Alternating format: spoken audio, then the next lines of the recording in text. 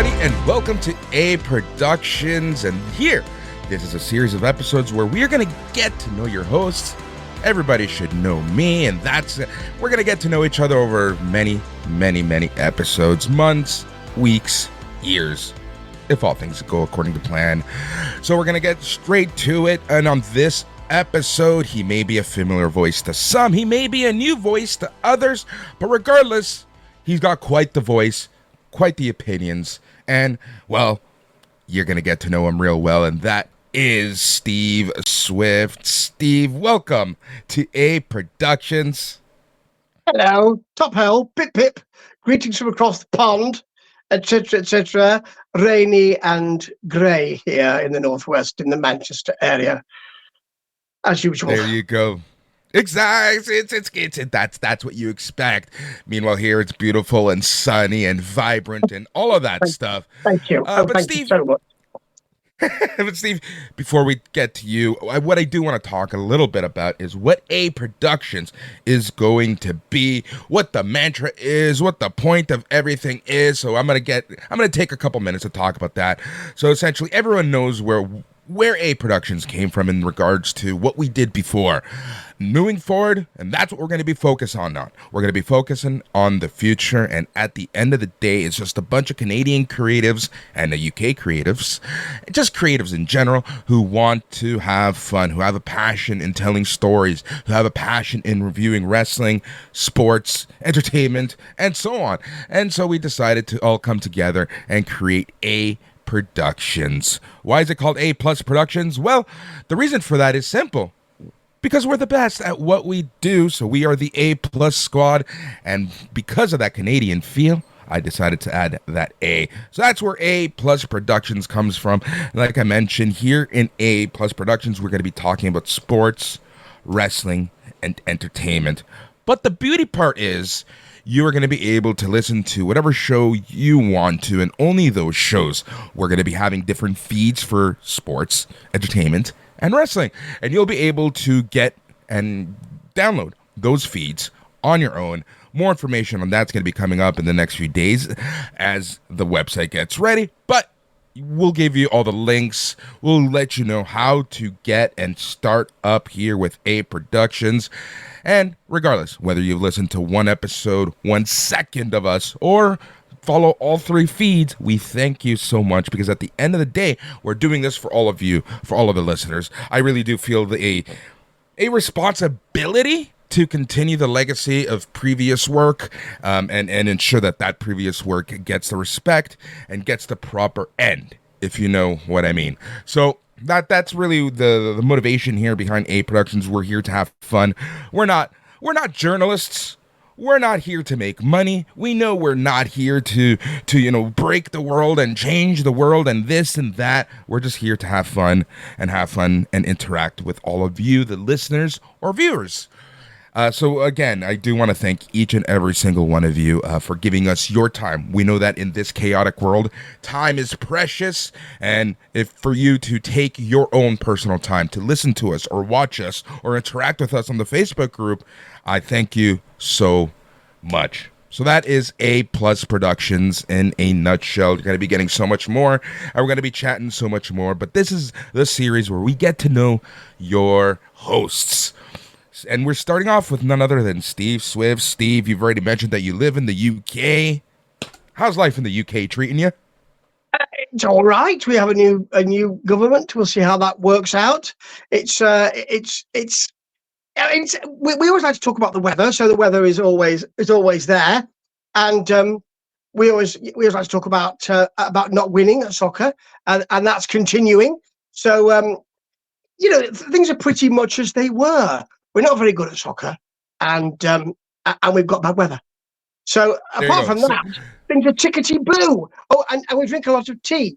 So I like mine with 1 sugar. Thank you, please, Boris. 1 sugar. There you go. 1 sugar, that's it. It's a good old orange pekoe with 1 sugar. What's an orange pekoe? English breakfast. What's your tea of choice? English breakfast. Well, the thing is that, I like mine. I like it strong. We call it builder's tea because it's got very little milk and probably about 4 tea bags in it. Or the tea leaf. The leaf of the tea with a little bit of a strainer in there. I like that. A little strainer that's got Yes. a little ball on it. I like that very Yep. much. That's more important than the tea for me. Kind of like your works. I like that a lot. Very nice. There, So yes, I'm a bit of a tea hound, a bit now, of a teapot and cozy type of when guy. you when you make your tea, are you very specific about the temperature the water needs to be? How many times it needs to be boiled and such? No, but it's very important that you need to be patient. You need to take the pains. So you need to let it brew. Some people call it brew. Some people call it steep. Some people call it mash. Where I come from, because I was in the Midlands, in that central bit of Britain that no one really cares about. The Midlands, it's not near water. It's landlocked. So why would you bother? So I come from there. We call it mashing, but we call it brewing here in the Manchester area. And you've got to make sure that you don't go back to it too quickly. It's no good. I'll throw it away. I might even spit that tea in your face if it's not brewed or mashed long enough. Probably about 5 minutes or even longer. It could be longer. Could be longer. And then you've got tea cozies and all of that involved. I like a tea cozy. There you go. There you go. Now, can you drink a cold tea? Just let it sit there. Like, let's say you're busy working on something and it just sits there. Are you a fan of taking that tea and warming it up again, or are you just down to hatch it, or is it done? I'll have a cold tea. I'll drink a cold coffee or a cold tea. It has to have milk in it. I mean, I'm not someone who won't have the milk. That lemon thing. It's the work of the devil. That kind of lemon with tea and all of that. I'm not interested in that. I want the milk, and I'll let it go cold. Absolutely. One sugar, milk, cold is fine by me. Happy with that. So talk to me about like what got you interested and into the podcasting game. Well, I mean, so many people say things like, it was a time of COVID and lockdown, and I created a side hustle. Now it's a multi-million-dollar business, that sort of thing. When I started a podcast, and thought that because I thought it needs to be, because I'm fundamentally lazy with all this, so I thought it needs to be on my phone. So I put that on my phone, and I need to record it from my phone, and it also, I didn't want to do was to prepare and do. Fundamentally lazy. Research is not for me. Research is not, the phone's there, and Wikipedia and other things are there. I can look at that, but fundamentally lazy. I'll say this on my podcast. I haven't looked it up. I haven't been bothered. So I thought, I don't want to have to do something where I'm researching assiduously is the word I'm using, assiduously, and then giving you an hour or something like that. I didn't want that. I didn't want to have to do that. So I thought what I would do was just give 5 minutes here, 5 minutes there, give you some reviews, something quick for those people on the go who have their multi-million-pound business side hustles, that sort of thing. So yeah, that's how it started, and I really started to enjoy it. So now I'll do 3 or 4 a night because they're only 5 minutes. So why wouldn't you? And actually, I get to watch things and listen to things because it gives me an impetus to do it. So I'll find new wrestling, I'll find new music, new films. Great. So it's worked very well for me, and it keeps me off the street, and that keeps the police in Manchester very happy. Yep, they're busy enough from the months of August till about May, so that's good. That's good. So you had mentioned that you talk more than just wrestling. You talk music, you talk movies, you talk basically anything that you're watching, and that's something that I've really noticed and appreciate. You've talked about live shows that you've gone to. What's your favorite topic to talk about, or is it just all kind of the same to you? It's usually, I mean, it'll always come out with some wrestling and some music. It always will. I mean, I'm quite elderly now. When I was born, there were no cars on the road, so that I'm quite seasoned. So quite a lot of rock is what I like, but I can listen to all sorts of music. So music and wrestling, boxing as well, but music and wrestling are something which they're staples for me. And then films. Books occasionally, but yeah, music and wrestling are the real staples. Yeah, so let's talk about kind of how you create micro content, sub 5 minutes reviews for the most part. And that's something that, always caught my attention. And that's why I'm more than happy to post anything that you do for the simple fact that it's not like 2-3 hours. I have this weird thing in my head where I find that like 60 to 90 minutes is, especially for a wrestling show, a review show or something like that, or a geek show, pop culture show, that's kind of like the sweet spot. But your content is so small. It's like that micro content that just works in today's era because people just don't have that attention span that they used to. Plus, I think you get bored with this kind of voice, or up and down and all that kind of thing. I think you get bored with more than 5 minutes, or you'd think, I want to kill that man. I need to know where he lives, so I can go and see him and stop him from doing podcasts. I think if you had I think an hour of me would be just too much. I think 15 minutes of me is just too much. So I think 5, 6, 10 minutes is just about right. I do pack a lot into those minutes. So and nothing is, it's all extemporized. So I don't write anything down. I make notes, but I don't write anything down. I don't even know what I'm going to say really before I start. So that's why they ramble. They can go anywhere from the shape of my face to the shape of the solar system and the shape of a good cheesecake, which is always round, Boris, always round. So yes, It has to be. it It does has to have to be. be. It has to be. Therefore, if it's round, you think you're never finishing it, and that's fantastic. Yep. So you mentioned that you live in the Manchester area. Is that where you always live? You mentioned you also lived in the Midlands. Yeah. Tell us about Steve Swift and give us a quick biography on Steve Swift. Well, I came to Manchester. I was born in Nottingham, which is in the Midlands. But I was born somewhere just outside of Nottingham, and as soon as I could leave, I did. So I left and went to London for a while and did some work down there, and I came up to Manchester to go to university. I studied drama. You'll be unsurprised to learn, I'm and shocked. yeah, funnily enough, and made that my career for about 10 years or so.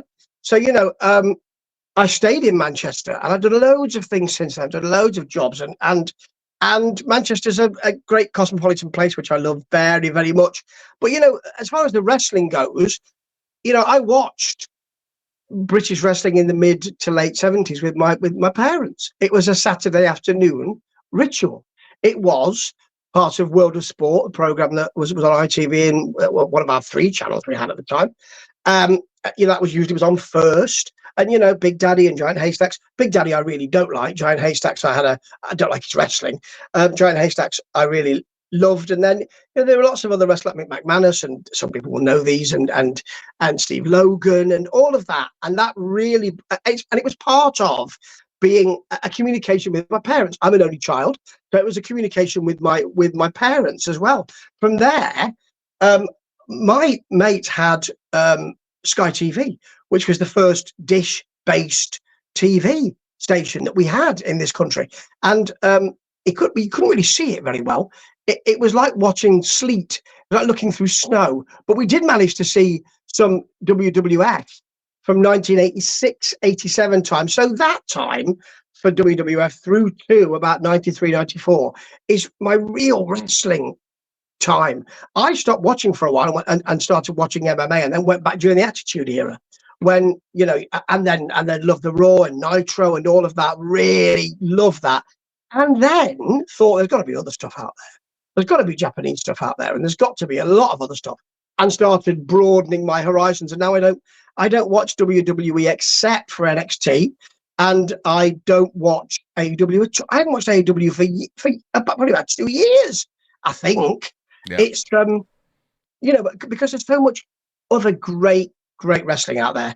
And the thing is that YouTube is your friend.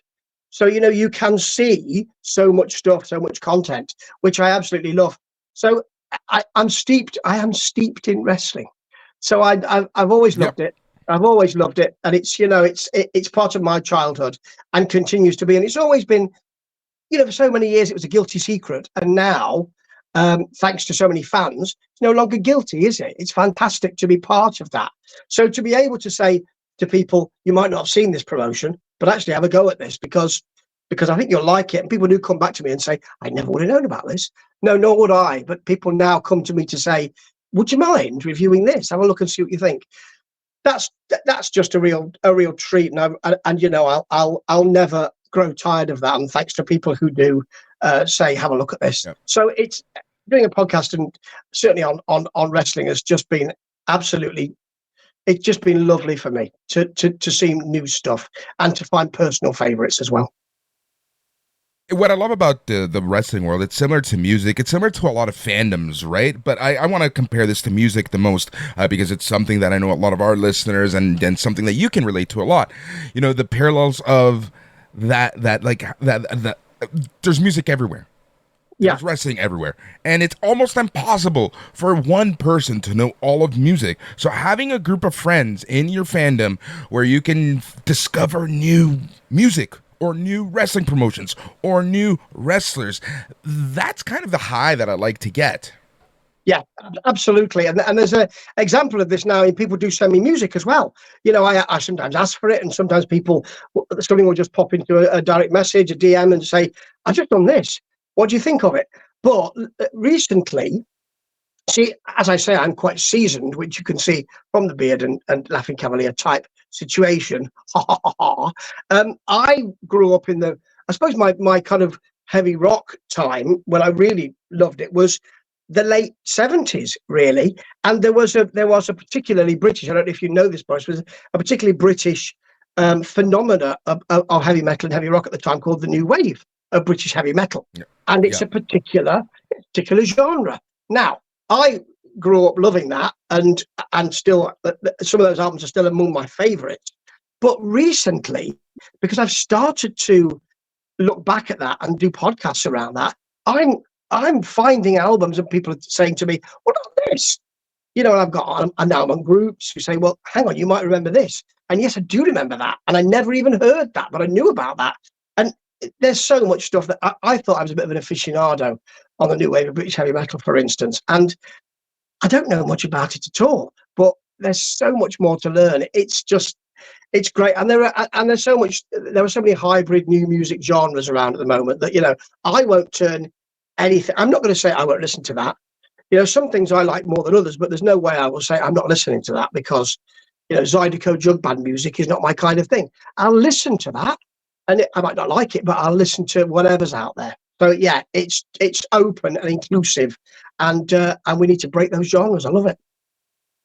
There you go. You're talking a lot about music. What do you have a favorite band? Is that even possible to quantify? It's difficult because you know because there are genres and there are different styles of music.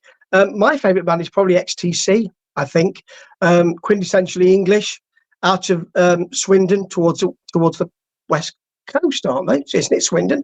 I don't even know my geography. I had to give up geography in the third year because I couldn't find the classroom. Ha ha! But I love the way that they move up from a kind of itchy post-funk thing to a real bucolic summer's day feel. Love it. Love all that.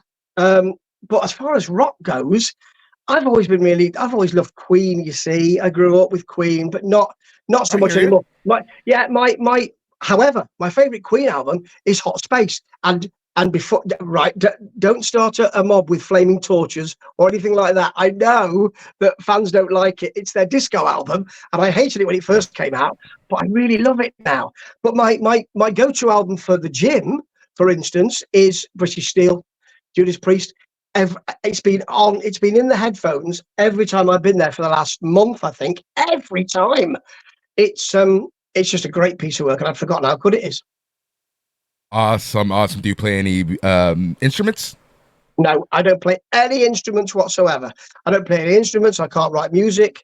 I can write about music, and I do. I write for 3 magazines here in the UK. Which is great. It's lovely to do. I edit a couple of pages for one of them as well, which is very nice for EPs. It's called Shocks of Rock, and books as well. So I review for Power Play, Fireworks, and Fistful of Metal in this small country. And I also write. I write online as well about music and wrestling. So no, I can only write about it, and I'm actually, I'm full of admiration for people who can continue to write. And the business of the music business is really interesting to me, and the way that I'll talk to bands and I'll say, well, how do you feel about the album? Well, I recorded it 6 months ago. So that was how I was feeling then. However, I'm a different person now because it's 6 months ago. So all of that is so interesting. And the way that music, once it's given away by a band or once it's released, is ours, not theirs anymore. Lovely. There you go. All right. So you mentioned that you are a writer. You and I have the privilege to be writers for Slam Wrestling. Over at Slam, what is it exactly that you focus on? We each have our focus. I do show reports and interviews and things like that. But you have a very different focus than a lot of people over at Slam. It's wrestling and music, folks. Of course it is. I was foolish enough to suggest that I might want to review 1985's wrestling album from the WWF. Yes, and I've been even more foolish to say, well, I could do the second one, actually. I could do Pile Driver, which I'd like to do and probably will do. It's not... Let's put it this way. I'm listening to it, so you don't have to. It's that. But the kind of tie-up between wrestling and music, really important, I think. And the way that both certainly AEW and WWE are desperate for that kind of music legitimacy as well. So I'm really interested in all that. So yes, and of course Brit Wrestling is something that I've been writing on. I did a review of a book of a British wrestling legend, Greg Lambert, recently. If you're listening, Greg, and watching, which I'm sure you are. So yeah, I love writing for them as well, and it just keeps me going. It's very nice. It gives me something to do. That's honestly how I see it as well. And you also helped write some of the program for the official Cauliflower Alley Club reunion that's going to be happening in August 2024. Can you tell everyone whose profile you did? I don't think I think I can tell you. It was Buff Bagwell. So it was wonderful to be able to do that. And I asked that specifically. So, Vicious and Delicious, what a great tag team. Yeah, the name alone, but it's great to do that, and really lovely to have the chance to do that as well. All right, kind of feel like we're on a first date here, but so if there's anything that you want to tell our listeners to get to know you better, what would it be? I suppose I'm interested in. Well, whatever comes to my fancy, really. I won't censor myself, mainly because I don't know where the edit button is. So I won't go back and do any of that editing stuff. If I make a mistake, it's in. If I've got a funny voice, it's in. If I'm taking a swig of my tea, one sugar, remember, it's in. So I'll just it's people call it a character podcast, don't they? But when you've got a big character like I've got, because I'm only 5'6", folks, so I need a big character. Then it's all in there, and mistakes and all, warts and all, it's all there. So hopefully it'll be a little bit warm and a little bit woolly and a little bit welcoming, and you're going to get used to a lot of silly voices, like. So and I think you'll enjoy yourself. I hope so. I certainly will. And actually, that's the important thing. That's exactly it. That's where we're here to entertain ourselves, to keep us busy, and honestly, to keep you, the listener, and viewers entertained. Steve, here on A Productions, can you tell the listeners and the viewers what exactly you will be reviewing? Yes. So I'm going to kick it old school. Folks. So I'm going to be doing some reviewing of WCCW from 1984 onwards. Yes. So you'll get your fair share of shoulder pads and your fair share of Knots Landing and Dynasty, perhaps. And also, I'm going to be looking at Stampede. Yeah, from the later period. So the period where people went, oh, how long can that last? Not that long, actually. So we're going to go from the late 80s, and that should be very, very interesting indeed. So that's their TV programs, and let's put it this way: I don't mince my words if it's not very good. and I'm always laudatory if it is. So I'm looking forward to doing those very, very much indeed. I mean, WCCW extraordinary, particularly the Von Erich duck hunt that went that they did a few weeks ago when I'm watching. Yeah, so it's not really wrestling, but at least it's the Von Erichs. So yes, there's lots of stuff to tell you about, and I'm looking forward to it immensely. Awesome, Steve Swift. Thank you so much. It's a pleasure to have you part of the team. Thank you for being part of the team. And to all of the listeners, you're going to be able to listen to Steve Swift's show throughout the week. That's WCCW and Stampede Wrestling Reviews. You'll be able to get that here on A Plus Productions, and you'll specifically be able to listen to his shows on the A Plus Wrestling feed. Again, you'll be able to pick what you want to listen to, because that's how we roll here. We listen to the listeners and the viewers, and that's exactly how things are going to be moving forward. Steve, thank you so much. And again, welcome to the team. It's a pleasure to have you on the team. Thank you very much. I am really looking forward to it. And remember, pick me. Pick me. There could be a $5 in the post if you do. Thank you. There you go. Once again, thank you so much. This has been the first episode of Get to Know Your Host. We're going to be coming back with another set of hosts, and we're going to be doing this all again. And just remember that you can go sign up now for your favorite feed here on A Plus Productions. You have the choice. Well, you can sign up 1, 2, or 3 of them. That's all your choice. You have A Plus Wrestling, A Plus Entertainment, and A Plus Sports here on A Plus Production. As always, thank you so much for listening, but most importantly, this is the first time I'm saying this in over a month, Steve. Stay tranquilo.